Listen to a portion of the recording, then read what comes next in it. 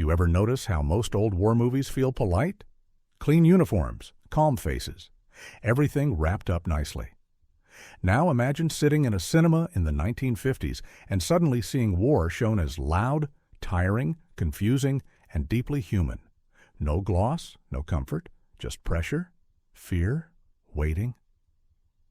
These films didn't feel like entertainment. They felt like memories leaking onto the screen. And once audiences saw that, there was no going back. Stay with me, because some of these movies didn't just surprise people, they rattled them. Number 14, The Wooden Horse, 1950. This one doesn't shout, it whispers. And that's exactly why it hit so hard.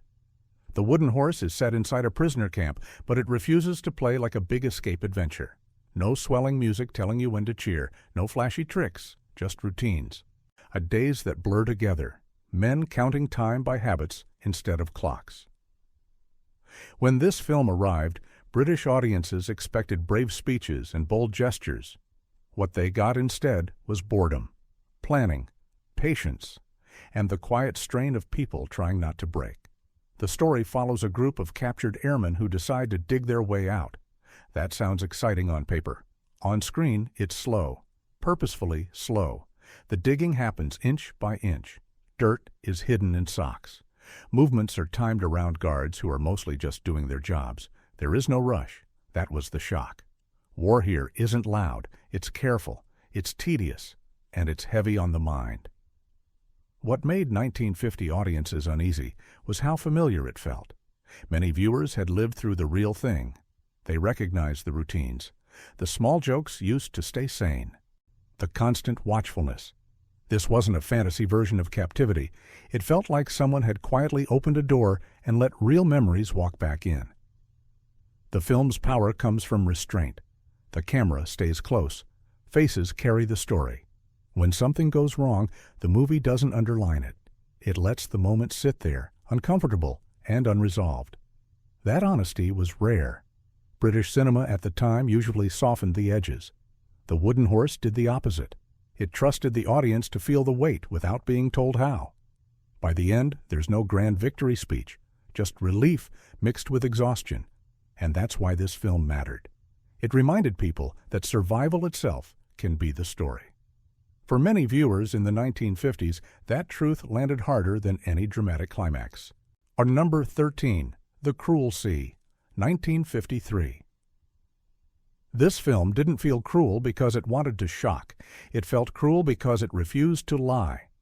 The Cruel Sea drops you into life aboard a naval escort ship during the Second World War, and then it stays there, not for a single mission, not for a heroic moment, but for the long haul, endless patrols, cold nights, the same faces slowly wearing down. When audiences first saw this in 1953, many expected another sea adventure. What they got instead was routine stress and emotional fatigue. The film follows officers and crew who are tasked with protecting convoys. That sounds noble. And it is. But the movie keeps asking a harder question. What does that kind of duty cost over time? Decisions are made fast, sometimes with awful outcomes.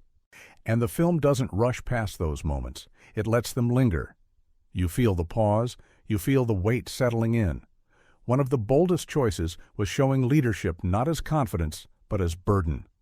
The commanding officer isn't a fearless symbol. He's tired, thoughtful, haunted by choices he can't undo. That was new.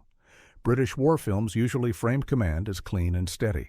Here, command looks lonely and heavy and sometimes quietly painful. For audiences who had lived through the war, this felt uncomfortably close.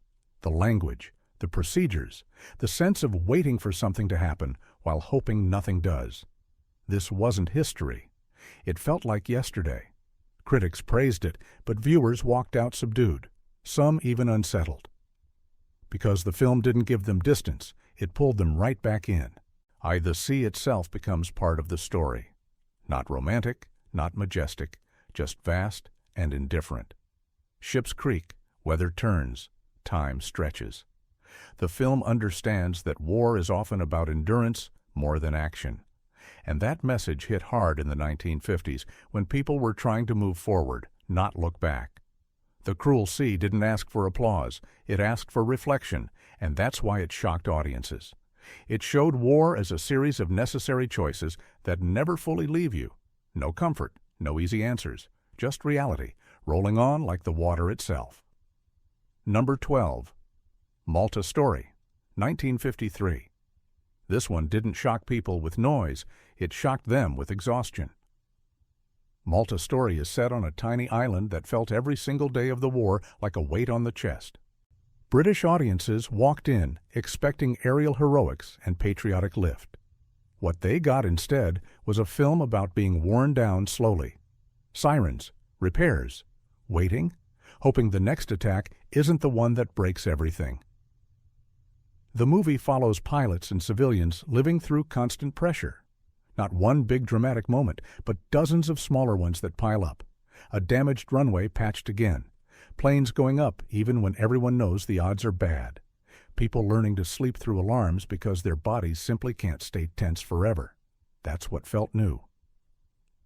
War as routine stress. What made this film hit differently in the 1950s was how close it stayed to the ground. Even when planes are in the air, the story keeps cutting back to the island. The people watching the sky, the ones waiting for news, on the ones counting who didn't come back. Malta Story understands that war isn't just fought by those flying, it's carried by everyone left behind. Audiences recognized this instantly. Many had lived through bombings. They knew the sound of warning signals. They knew the quiet after. This film didn't dress those moments up. It showed cracked buildings, tired faces, and the strange calm that comes when danger never really leaves. That calm is unsettling, and the movie leans into it. There's also something almost stubborn about the tone. No speeches about destiny, no grand music telling you how to feel. The characters keep going because stopping isn't an option. That honesty made some viewers uncomfortable. They wanted uplift. Malta Story gave them realism instead. By the end, the feeling isn't triumph, it's survival. And that's why this film mattered. It captured the truth that holding on can be just as draining as fighting. In the 1950s, that truth felt far too close for comfort. Number 11. The Dam Busters, 1955. This is the movie people think they remember as inspiring, but that's not how it felt back then. The Dam Busters became famous for its precision, the planning, the math, the endless testing. What shocked 1955 audiences wasn't the mission itself. It was how little room there was for emotion. The film treats the operation like a problem that must be solved, no matter the cost. And that cold focus rattled viewers who expected a warmer story. The movie spends a lot of time on preparation, meetings, calculations, repetition, failure after failure. This wasn't filler. It was the point. Now, war here looks like work. Grueling, technical, and relentless. Every mistake matters. Every delay feels heavy. You're not swept along by excitement. You're dragged through the process. The pilots aren't framed as fearless icons. They're focused, tense, often silent. When they joke, it feels forced, like a release valve cracking for a second. That tone was unusual. British war films often leaned on charm and confidence.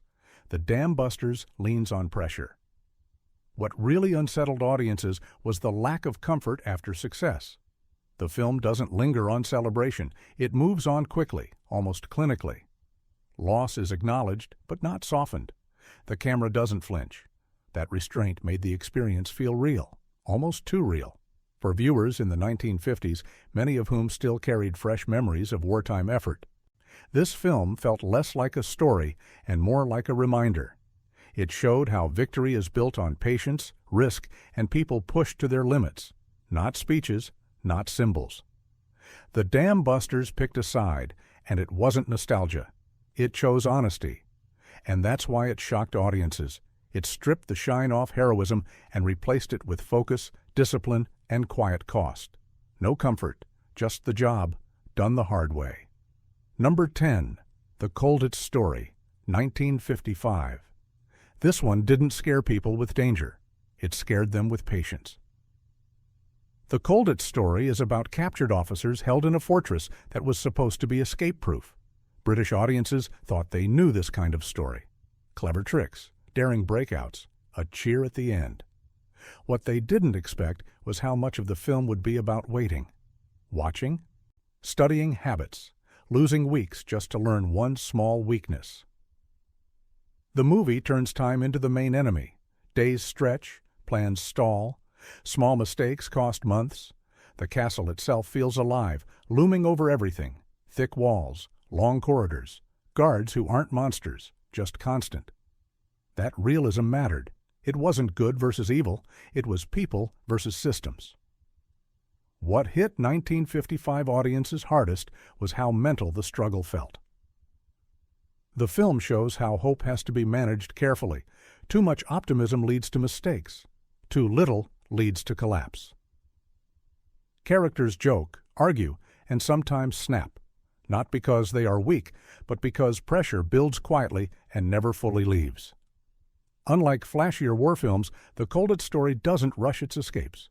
It makes you sit through the preparation, measuring floors, studying schedules, repeating movements until they become automatic.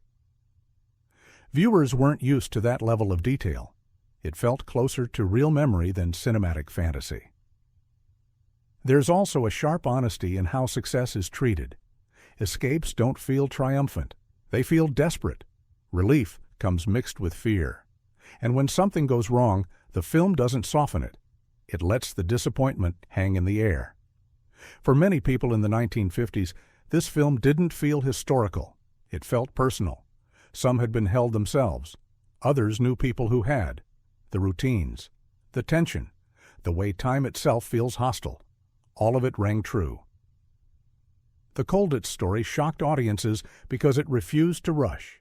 It showed war as endurance, planning as survival, and freedom as something earned inch by inch, not won in a single bold moment. Shun number 9. Above Us the Waves, 1955. This movie made people uncomfortable by how cramped it felt. Above Us the Waves focuses on underwater missions carried out in spaces so small they barely seem livable. British audiences expected daring naval adventure. What they got instead was confinement, darkness, sweat, and the constant sense that one wrong move could end everything. The film spends a lot of time inside these tiny vessels. There's no room to stretch, no room to pace, just metal walls and people breathing the same stale air. That closeness is intentional. The movie wants you to feel boxed in. It works. Viewers in the 1950s weren't used to war films that made them physically uneasy just by watching. What stands out is how quiet the tension is. There's very little shouting. Orders are short. So movements are careful. Faces stay forced into calm expressions. Every sound feels too loud. The silence becomes pressure, and that pressure builds scene by scene. The missions themselves aren't framed as glorious. They're framed as necessary and risky. The men know the odds. They go anyway, not because they want fame, but because someone has to do it. That attitude felt honest, almost blunt. Audiences reacted strongly because the film didn't give them space to breathe. Even when the action moves above water, the stress follows. You can't shake it. The film understands that fear doesn't turn off when danger pauses. It lingers. In the 1950s, many viewers had experienced crowded shelters, tight quarters, and long waits under pressure. This movie tapped into that memory. It didn't need spectacle. It relied on atmosphere. And that atmosphere felt real. Above Us, the Waves shocked people by making war feel small instead of grand, claustrophobic instead of sweeping. And in doing so, it showed a side of conflict that many films avoided, the side where bravery happens in silence, in spaces barely big enough to hold it. Number 8. A Hill in Korea, 1956. This film didn't feel like a story people wanted to hear. That's why it mattered. A Hill in Korea dropped British audiences into a conflict that still felt unfinished and uncomfortable. This wasn't the familiar memory of the Second World War. This was newer, harsher, less understood. And the movie made a bold choice. It showed confusion as the norm. Orders change, weather turns. Terrain works against everyone. Nothing feels stable. The film follows a small unit holding a remote position.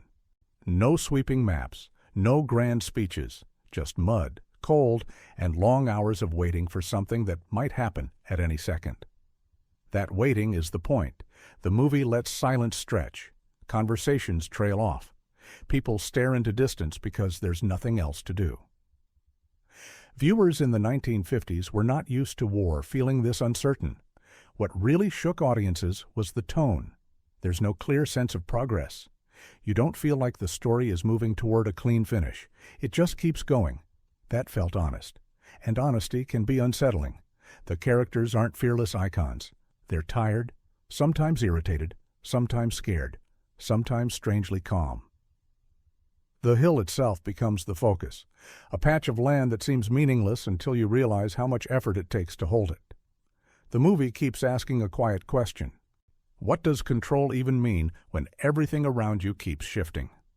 That question lingered with viewers long after the credits. British cinema at the time often framed service as purposeful and orderly. A Hill in Korea pushed back on that idea. It showed effort without clarity, discipline without certainty. That was new. And for many people watching, it felt too close to real experience to be comfortable. The film shocked 1956 audiences because it didn't dress things up. It showed modern conflict as messy and draining. No romance, no shine. Just people trying to do their part in conditions that never feel fair. That realism stayed with viewers in a way few films dared to attempt. Number 7. Reach for the Sky, 1956. This one surprised people by refusing to look brave the way they expected. Reach for the Sky tells the story of a celebrated pilot, but it doesn't rush to the victories. It slows down, way down. It spends time on recovery, frustration, long stretches where progress feels impossible. That focus caught audiences off guard. They expected a soaring tale. They got persistence instead. The film shows how confidence is built and broken repeatedly. Injuries aren't brushed aside. Training isn't glamorous. There are setbacks that feel endless. The movie makes you sit with that discomfort. For 1956 audiences, this was unusual. War heroes were usually shown at their best. This film showed the cost of getting there. What made it feel real was how quiet many of the most powerful moments are. No dramatic music telling you how to feel. Just small victories, a little more control, and a little more trust in the body again. The camera stays close, watching effort instead of spectacle. Viewers who had lived through the war recognized something familiar here.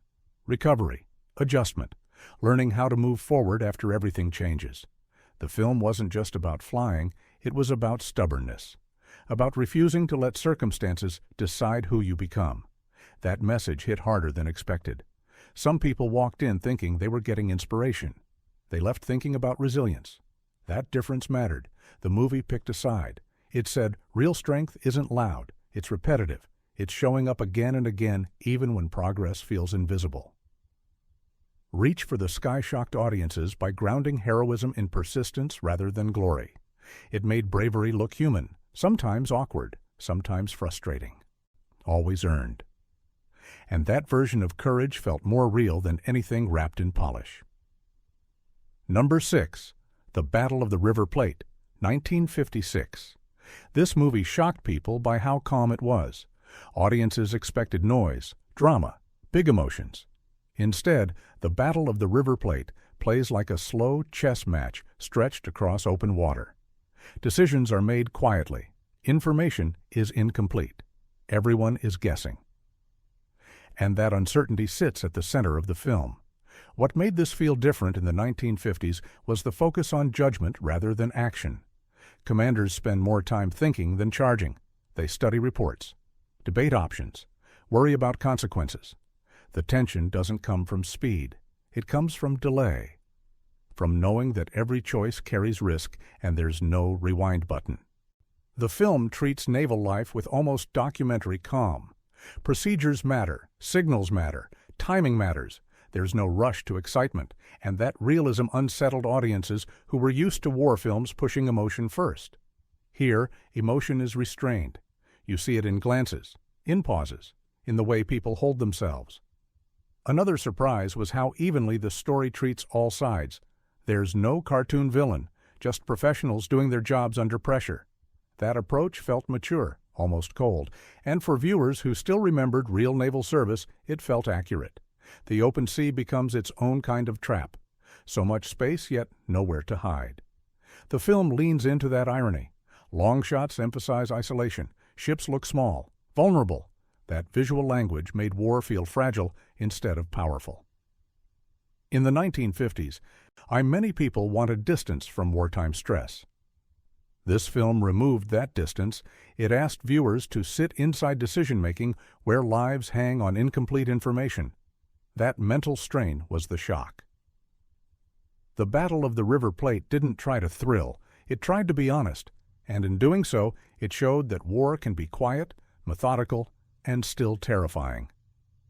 That truth landed hard for audiences who recognized it instantly. Number 5. The Bridge on the River Kwai, 1957. This one didn't shock people with what happened. It shocked them with why it happened. The Bridge on the River Kwai walked into cinemas with huge expectations. Big production, famous cast. Audiences thought they were getting a traditional war epic. Instead, they got a story about pride, control, and how good intentions can twist into something unsettling. What threw viewers off was the tone. The film spends a lot of time on routine, on order, on rules. The central figure believes structure is survival. Discipline is identity. And slowly, that belief starts to feel dangerous. The movie doesn't shout this. It lets the audience notice it themselves. That was uncomfortable. British viewers in the 1950s weren't used to war films questioning authority this way. Leadership was usually shown as dependable and right. This film suggested something else. That obsession with order can blind people. That doing things properly can become more important than understanding why you're doing them at all. The setting adds to the unease. Heat, repetition, long days with nothing to break the routine. The bridge becomes more than a structure. It becomes a symbol of control and stubbornness. Watching it take shape feels impressive and troubling at the same time. What made the film feel real was how human the conflict felt. No speeches about evil, no clear moral lines, just people making choices that feel reasonable in the moment and questionable later. That gray space stuck with audiences. By the end, viewers weren't cheering. They were thinking about pride, about loyalty, about how easily purpose can drift. That reaction was rare for the time. The Bridge on the River Kwai shocked 1957 audiences because it refused to reassure them. It showed that war doesn't just test strength, it tests judgment, and sometimes that's the hardest thing to watch. Number 4. The One That Got Away, 1957. This film didn't feel clever. It felt stubborn. The One That Got Away tells an escape story, but it strips away the usual fun. No playful tone, no wink at the audience. What you get instead is a long chase built on persistence, missteps, and sheer refusal to quit. That choice caught 1957 audiences off guard. They expected a tidy adventure. They got endurance. The story follows a captured flyer who keeps slipping through the cracks, not because he's charming, not because he's lucky, but because he studies, waits, and keeps moving even when the plan falls apart. The movie shows travel as exhausting. Cold nights, missed connections, moments where the body clearly wants to stop, but the mind pushes forward anyway. What made this feel real was how often things go wrong. Trains are missed. Identities don't quite hold. Help arrives late or not at all. The film doesn't rush past failure. It lingers on it. That honesty made audiences uneasy. War stories usually highlight smooth success. This one highlights friction. British viewers recognized the tone immediately. This wasn't about bravado. It was about survival through repetition. Try, fail, adjust, try again. That rhythm felt closer to real experience than polished heroics ever could. The film also refuses to paint pursuers as monsters. They're methodical, calm, focused. That balance made the chase feel serious, not theatrical. Every narrow escape feels earned, not gifted by the script. By the end, relief doesn't come with celebration. It comes with collapse. The body finally stops because it can. That moment hit hard for audiences who knew what sustained stress felt like. Warren, the One That Got Away, shocked people because it treated escape as work, not fantasy. It showed freedom as something you grind towards step by step. And in the 1950s, that kind of realism felt almost confrontational. Number 3. The Silent Enemy. 1958. This one made people lean forward without realizing it. The Silent Enemy is built on tension you can almost touch. The story follows underwater missions, carried out slowly, carefully, and with almost no margin for error. British audiences weren't ready for how quiet this film was. No loud cues, no constant motion, just waiting, listening, watching gauges and faces. The realism comes from restraint. Movements are deliberate, communication is minimal, every action feels final. The film understands that in certain situations, noise is danger. Silence becomes the threat. That choice made the experience intense in a way audiences weren't used to. What stood out in 1958 was how physical the stress felt. Tight spaces, limited light, faces slick with effort. The camera stays close, refusing to give relief. Viewers could feel their own shoulders tightening. That kind of response was rare at the time. The missions aren't framed as daring stunts. They're framed as careful jobs done by people who know the risks and accept them anyway. There's no romantic framing, just focus. That tone felt serious, almost heavy. Audiences reacted strongly because the film trusted them. It didn't explain every feeling. It let tension build naturally. People filled in the gaps with their own memories and fears. That made the experience personal. By the time the film ends, the relief feels earned but incomplete. The stress doesn't fully disappear. It fades slowly, just like real pressure does. The Silent Enemy shocked 1958 audiences by proving that war doesn't need noise to feel intense. Sometimes all it needs is silence, patience, and the understanding that one wrong move changes everything. Number 2. Ice Cold and Alex. 1958. This movie didn't shock people with action, it shocked them with thirst. Ice Cold and Alex is about movement through the desert, but it feels like standing still while everything drains out of you. British audiences expected a tense escape story.